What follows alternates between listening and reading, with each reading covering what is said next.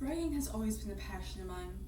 I've written poems, stories, etc., but I've always been embarrassed in my work, afraid of what others might say when they've read it. And because of that fear, I had destroyed my own work. And by destroying my own work, I had truly destroyed a part of myself.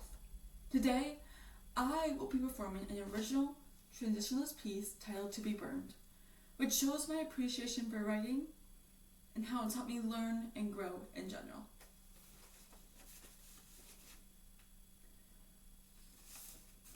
I learned early that my words were something that needed to be destroyed. But writing was the only place I felt I was allowed to breathe, to exist. I was a puppet. Friends, families, the wishes forced through me, forcing a smile through my lips.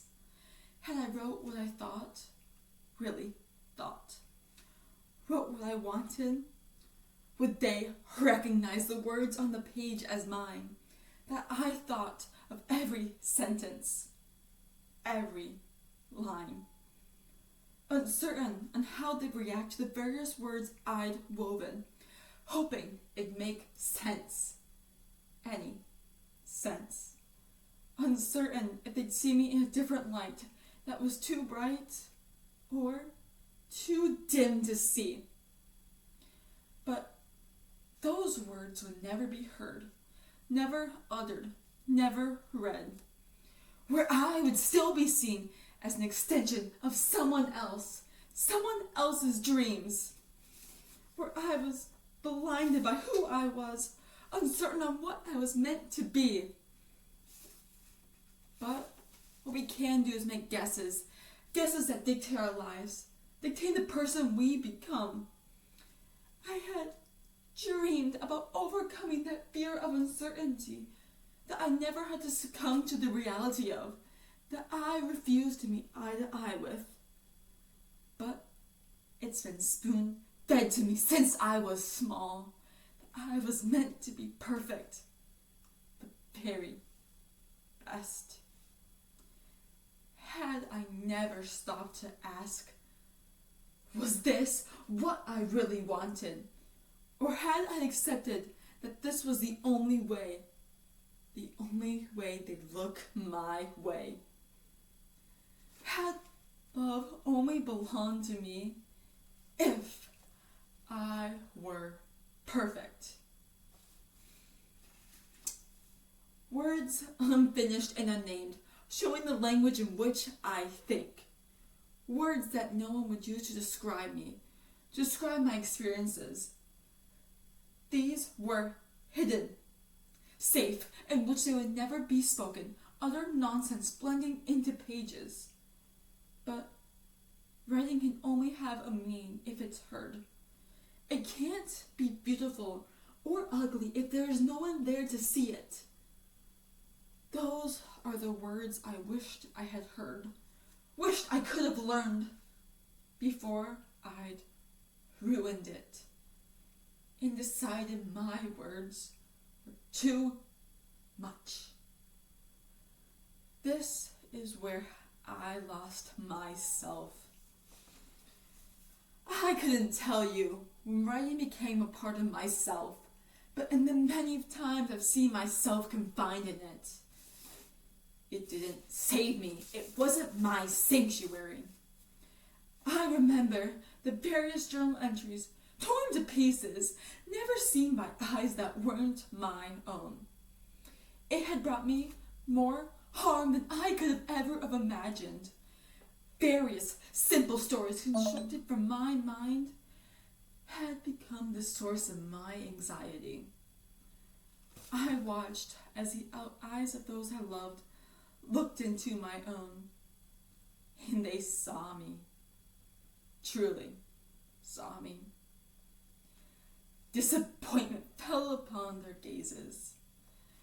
I wondered, had what they seen in those sentences, was it truly disgusting? Was I truly disgusting? How could I allow myself to be imperfect, to not fit neatly into a mold, if a simple story A simple word could destroy someone's entire perception of me. How could I allow myself to be human, to grow, to make mistakes if I dare not to show it? I burned my words until my voice was lost to the ashes. Those half-formed sentences torn by little hands. Not because they were bad, because they were so close to the truth.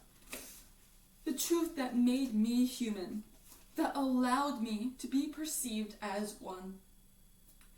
Disappeared in the blink of an eye. My young mind had already destroyed a piece of herself. One small, wavering thought belonged now to the flames. I knew the mold wouldn't be able to fit, to truly fit, that if I stayed comfortable in it, I wouldn't grow. But if I chose to hide, I wouldn't have to face their disappointment.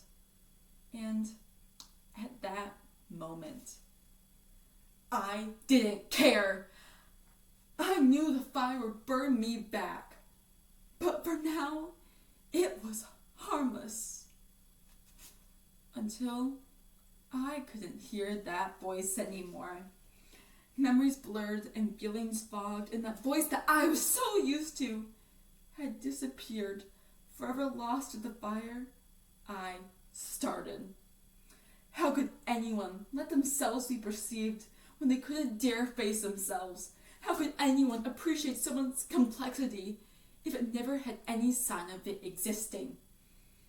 Maybe it was the fear of becoming something else, something uncontrollable in someone else's mind. Maybe that voice would never return. Perhaps that's what makes writing so precious. The realization that a simple sentence can be erased in seconds makes it all the more apparent how important it is. I'll never get to experience myself the way I was meant to. I knew she existed, but I can't remember a damn thing about her. How she thought, how she saw the world, how she saw herself. This is why I write, to preserve my thoughts. So one day, when my memories are hazy and my feelings are forgotten, I'll be able to remember my voice, where it will no longer be ashes, but the soil for the trees, that then my words, my thoughts, grew without bound. No longer would my hands tear what it had worked to build. No longer would I talk in a voice not my own. What once burned be allowed to live.